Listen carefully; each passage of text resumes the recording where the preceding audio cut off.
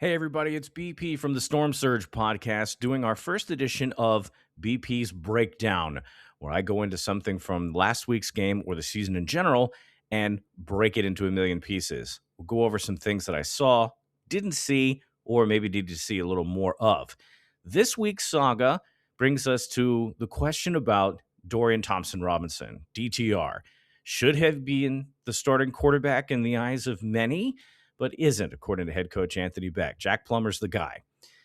Let's go to last week's game where the brief sample size we got of DTR was in play, and then he was right back out again. Plummer was injured on the play, went through concussion protocol, was released, and then went back onto the field. So let's go back to that injury and then DTR's insertion into the game. We'll play the clip. Plummer, as he chooses not to slide, in doing so, he's close to midfield. Okay, so it's at this point we realize something's wrong, and DTR is going to make his debut into the game. Plummer on the ground, writhing in pain. He grabbed his knee at first, so that got our attention. Kyle and I on the box are saying this is bad. And apparently he landed on the ball. We watched the ESPN broadcast just to be sure that was the case, but he got the wind knocked out of him. He said the same in post-game press and had to sit out, went through the concussion protocol. They did clear him. He comes in a couple of plays later, but not before we got our first look at Dorian Thompson-Robinson. Fans are chanting, they're excited, and DTR gets out of the field, and now we're expecting the fireworks to start, and here's his first play. Second down and 1.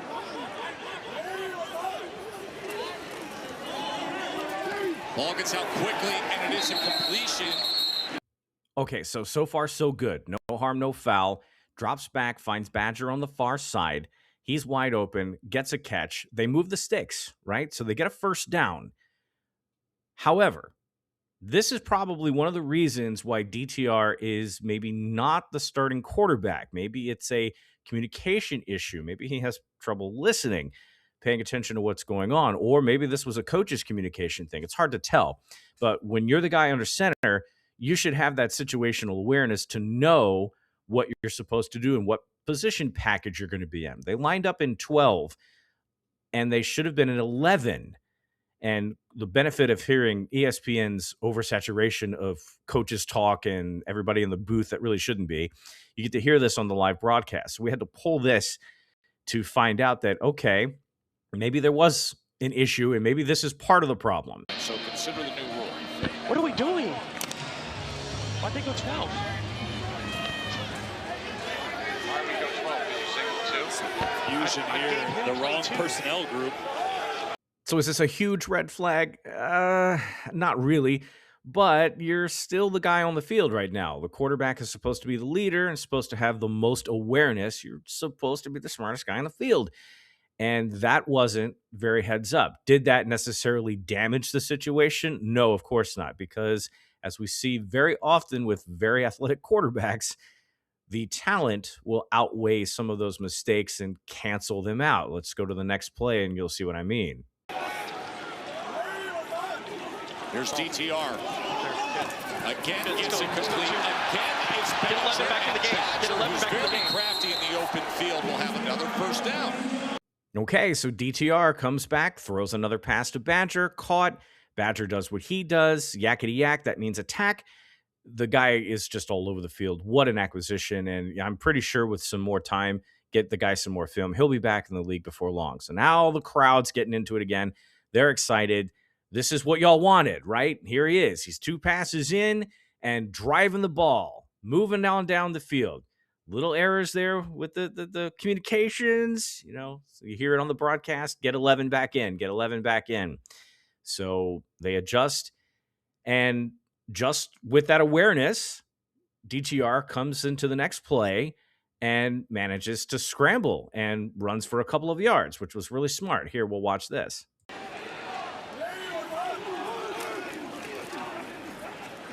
DTR is going to run it. And he dives ahead to the 31-yard line. Okay, so we're moving. Everything's looking great. DTR's driving the ball down the field. Lots to cheer about. Joey Fisher, saw you almost get away with a holding penalty there. We're paying attention. I did see you there at right guard. Kyle Nash is going to be giving me points for pointing that out in the offensive line play. Just a little wrap around the waist there. Don't give the guy a hug. Let him go. But again, not egregious. DTR, here we go. Okay, so it all looks good, right? Go to the next play. Side. Pressure's on, launches it downfield. Nobody's home. And the real reason is starting to come to light. Okay, say what you will about Anthony Becht and his selection here. There might be some haters out there on social media who are a little butthurt that he, one, got moved to St. Louis, from St. Louis, rather. It wasn't his choice. It was something that the league did, so there's a good reason why he's here.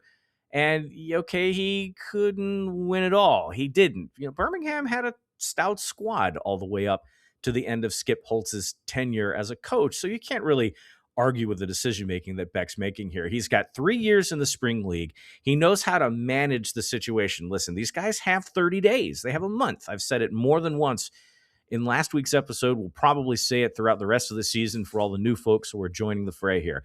This is a quick turnaround. They're also very limited in what they can do in practices. Something else you have to consider here is that not only does this football team have to produce a good football product, they also have to do a lot of marketing.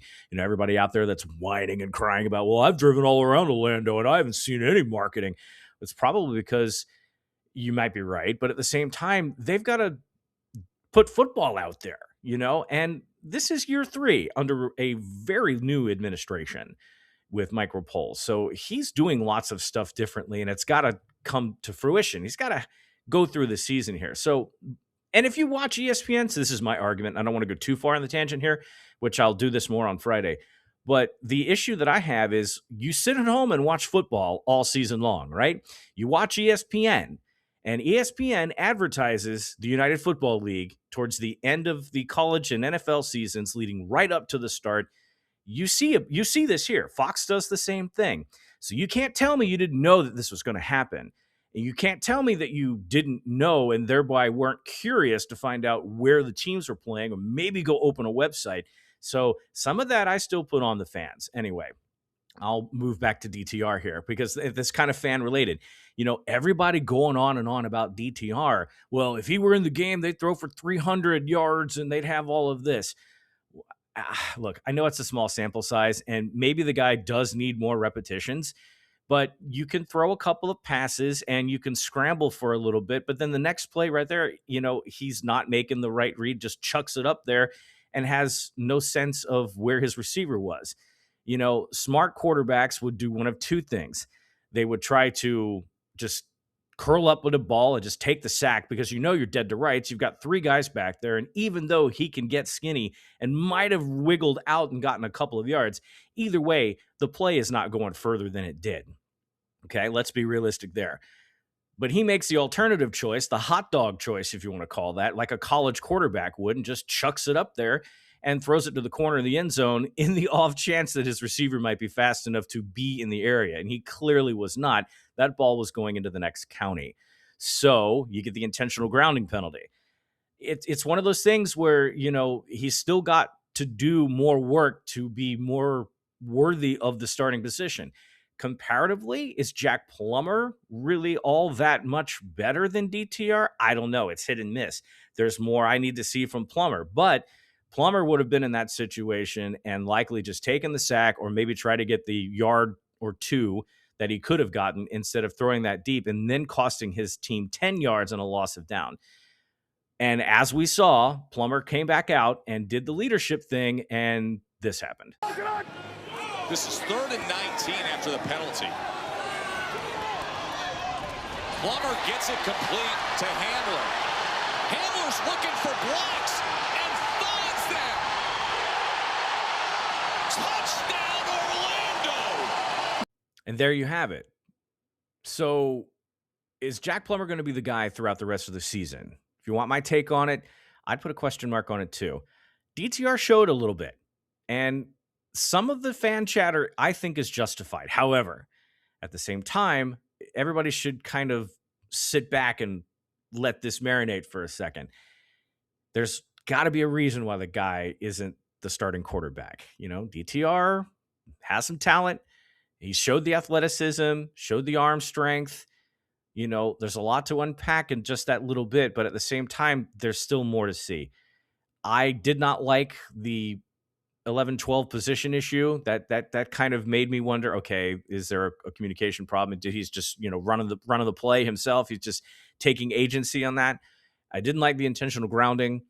And to that play specifically, when you got three guys in the backfield, you're running a risk staying in the pocket at this point. And, of course, he did what he needed to do to get the ball across the line of scrimmage. Unfortunately, it was so far across the line of scrimmage, it practically landed somewhere on Orange Blossom Trail. That's not what you need at that point, because back it up 10, get the loss of down. So, take the sack or use that athletic ability, get skinny, and try to get a couple of yards because, again, you've got three different colored jerseys in your backfield. Your pocket is collapsing.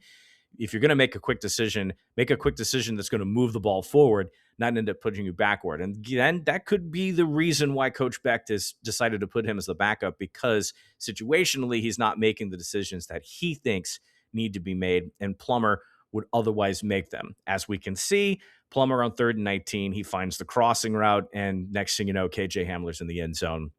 We know how the story goes. It's lots of questions, lots to unpack.